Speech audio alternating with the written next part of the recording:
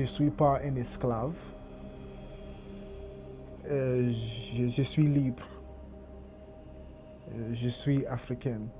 Je suis algérien, c'est normal que je vais m'inspirer de figures algériennes. Une citation qui me marque et qui m'a marqué et qui me marquera toujours, c'est une citation d'un roi algérien, Massine Issa, qui disait « l'Afrique aux Africains ». Je pense qu'il est de notre devoir de porter ce flambeau de paix et de solidarité entre les pays d'Afrique, d'où mon engagement. L'Afrique, un idéal générationnel, un legs inconditionnel. Afrique, panafricanisme, ce sentiment d'appartenance à notre continent, l'Afrique, panafricanisme qui puise ses racines, des racines même des Africains, un sentiment fort, naturel, qui habite les esprits des différentes populations africaines à travers le temps et l'histoire. Ces grands noms, ces grandes figures du panafricanisme, de Kwame Nkrumah à Nelson Mandela, Patrice Lumumba, Thomas Sankara, Frantz Fanon, Modibo Keïta ou Ahmed Sékou Touré, pour ne citer que cela. Ces icônes, ces idoles africaines ont gravé en lettres d'or leurs noms respectifs dans l'histoire glorieuse de l'Afrique et pour la liberté de la parcours de combattants, leaders, éclaireurs, avant-gardistes pour la liberté, le développement, l'égalité, l'issue, nous la connaissons, des luttes acharnées, pas sans conséquences pour certains, une issue qui a pris des tournures incroyables.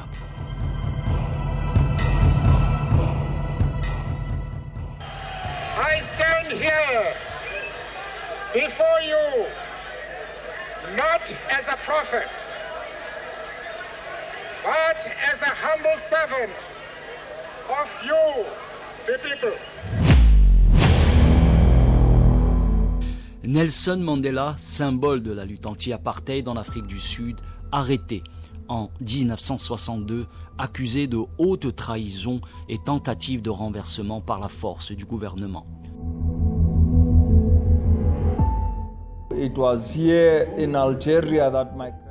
C'est ici, en Algérie, que mon grand-père est venu en 1962 pour sa formation militaire. Mais il a forgé des relations de longue durée avec l'armée de libération nationale, au commandement avec des personnalités comme Ben Bella, Boudief, Bitat et Boumediene. Il a fait de ses camarades une famille enracinée ici comme Si Jamel ainsi que Nordin Joudi. His comrades, family rooted here like Si Jamal. Algeria is my country. I do not know whether you are aware that I was the first South African to be given military training in Algeria. I went back home feeling that I was a man.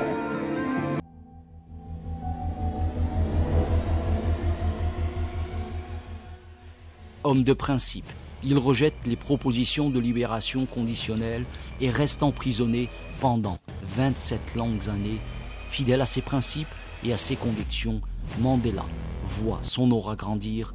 Il devient aussitôt le symbole de la lutte anti-apartheid, la véritable icône africaine.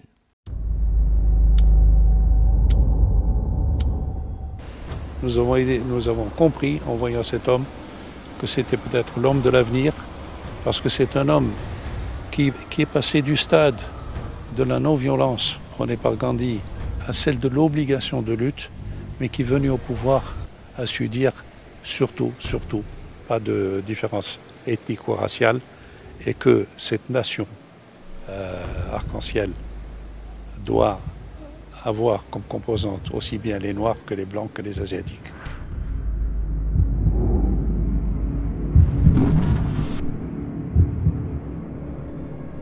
Alors que le régime ségrégationniste se délite, le prisonnier politique le plus célèbre du pays est libéré le 11 février 1990 à l'âge de 72 ans. À sa sortie, il plaide pour un pays uni et négocie la fin de l'apartheid avec le président Frédéric de Klerk. Ils reçoivent ensemble le prix Nobel de la paix en 1993. L'année suivante, il est élu président par le Parlement.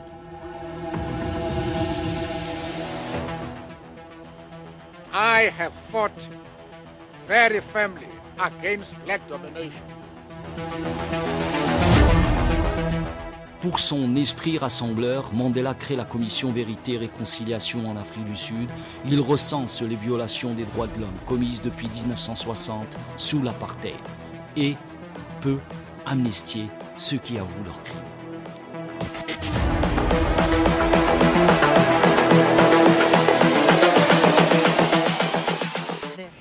After nearly 90 years of life, it is time for new hands to lift the burdens. It is in your hands now. Autre grande figure du panafricanisme, Patrice Lumumba, héros de l'indépendance du Congo. Ouvrier d'une société minière, Lumumba se révolte contre le colonialisme belge, mène une lutte sans merci aux côtés des deux leaders, Kwame Nkrumah et le Guinéen Ahmed Sékou Touré. La colonisation belge a décimé 11 millions de Congolais. Donc en Afrique, c'est-à-dire au Congo, il y a eu la ségrégation. Il y avait les quartiers, tout pour les Blancs et pour les Noirs. Donc nous vivions comme étant des animaux dans leur propre pays. Alors, les combats de mon père, qui a été tout d'abord de pouvoir arracher, c'est-à-dire l'indépendance, la vision n'était pas seulement de s'arrêter au Congo, car en 1958, il a eu la possibilité de sortir, d'aller au Ghana. Là, nous étions encore sous la colonisation. Et au Ghana, où il y a eu des Noirs américains qui sont venus beaucoup au Ghana. Qu'est-ce qu'il s'est dit? Il s'est dit les Noirs américains, beaucoup qui étaient dans l'armée, devaient quitter l'armée américaine. Il disait on vient en Afrique comme on l'a fait au Libéria, mais nous venons, nous prenons la nationalité ghanéenne et nous formons une armée pour pouvoir bouter dehors les Blancs. C'était ça. Après sa participation active à la conférence panafricaine des peuples tenue en 1958 au Ghana, il crée le MNC, un parti d'inspiration socialiste et panafricaniste. Son parti remporte les élections et Lumumba devient Premier ministre du Ghana.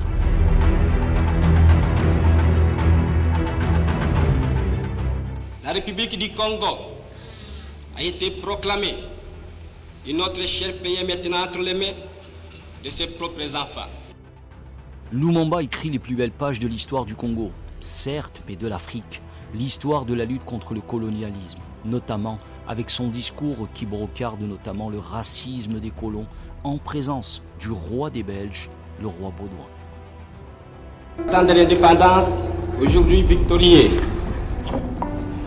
je vous salue au nom du gouvernement congolais. Nous avons connu les ironies, les insultes, les coups que nous devions subir matin, midi et soir, parce que nous étions des nègres. Octobre 1961, Lumumba est assassiné dans le Katanga, au sud-est du pays, avec deux de ses compagnons de lutte, Joseph Okito et Maurice Mpolo. Le corps du leader congolais et ceux de ses camarades d'infortune sont ensuite dissous dans de l'acide. On l'arrête, torturé, dépecé, et on a plongé, ce qu'on avait dit, on avait plongé ces parties du corps dans l'acide sulfurique, mais dans un petit territoire dont le chef était Tchombé. Vous verrez très bien, bon, c'est douloureux, je ne peux pas beaucoup en parler. Ce que Tchombé a subi en Algérie, ça a été la vengeance de Lumumba. Et en l'an 2000, il y a sur la télévision belge, il y a un militaire qui montre deux dents et une doigt de notre père. Bon, il les montre en disant j'ai, parce que c'était lui qui était appelé à découper, parce qu'ils étaient trois, découper les cadavres. Pour les nouvelles générations, allez à la rencontre de fils Lumumba ou de la fille de Nkrumah, de ces grandes figures du panafricanisme, de ceux qui ont lutté pour la liberté et le développement du continent, estiment avoir de la chance. J'ai eu la chance d'interroger l'un des fils de Patrice Lumumba, François Lumumba, qui est un politicien congolais au Congo. Et c'est vrai que d'après ses dires, d'après ses déclarations, j'avais compris en ce moment-là que le panafricanisme, ce n'est pas une chose si simple que ça. C'est un combat, c'est une lutte, c'est un engagement, non pas envers la nation, qui nous abrite, mais envers tout un continent. Au Ghana, une autre icône, un autre symbole pour les Africains. Premier président du Ghana indépendant, Kwame Nkrumah, figure incontournable du mouvement panafricain. Ses idées libératrices ont soigneusement été exprimées dans son illustre ouvrage « Vers la liberté coloniale ».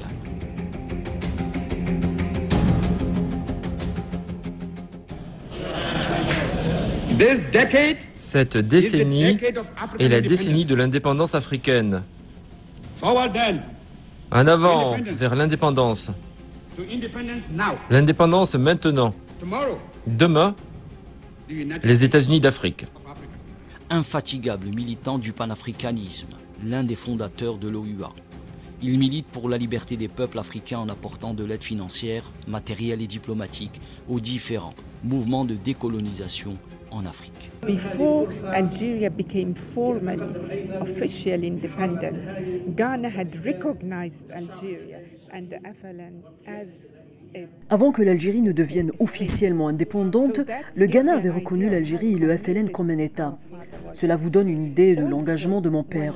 De plus, durant les années 60, lorsque la France prévoyait de tester une bombe atomique dans le désert en Algérie, Kwame Nkrumah faisait partie de ceux qui ont protesté et se sont opposés à cela, veillant à ce que cela n'arrive pas.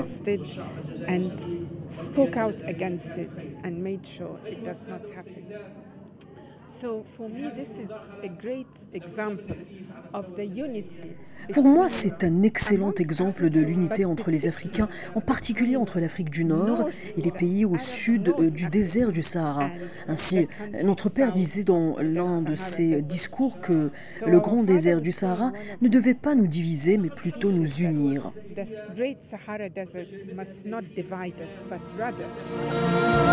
À l'image de ces grands révolutionnaires africains, l'Algéro, martiniquin Frantz Fanon, né martiniquais, mort algérien, le Guinéen Ahmed Sékou Touré, le Malien Modibo Keïta et bien d'autres héros ont choisi la liberté. L'Afrique, un idéal générationnel, disions-nous?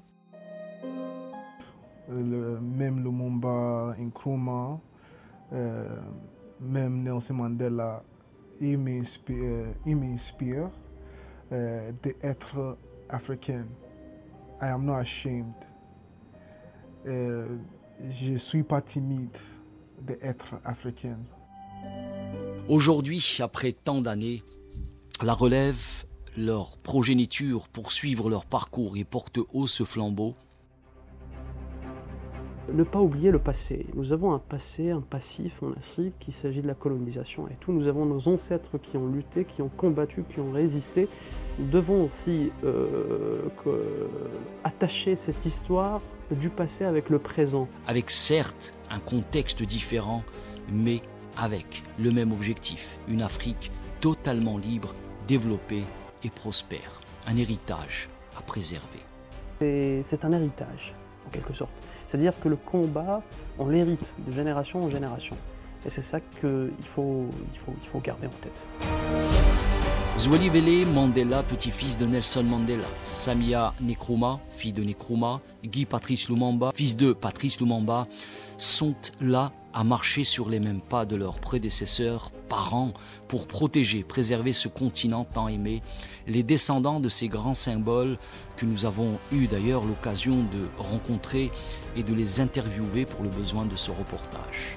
Une rencontre juste fascinante. Autant de figures africaines qui ont inspiré et qui continuent d'inspirer une jeunesse. I am the son of many. I am the son of the soul of Africa. Une jeunesse africaine éprise de liberté, conscient des idéaux de ces grandes figures, de ces grandes icônes africaines. Un legs à préserver, coûte que coûte. Et nous devons cultiver cet esprit de panafricanisme pour une Afrique meilleure, surtout pour la nouvelle génération.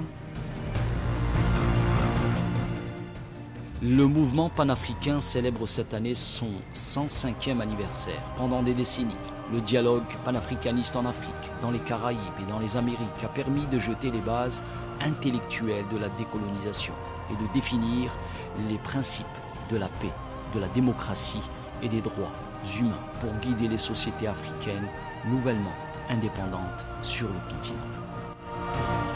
Si nous, par exemple, Africains, nous ne pouvons pas écrire notre histoire, qui va l'écrire à notre place? Un legs, un flambeau que la jeunesse africaine compte transmettre, mais pas sans notre propre histoire, base, jalon de l'avenir de l'Afrique.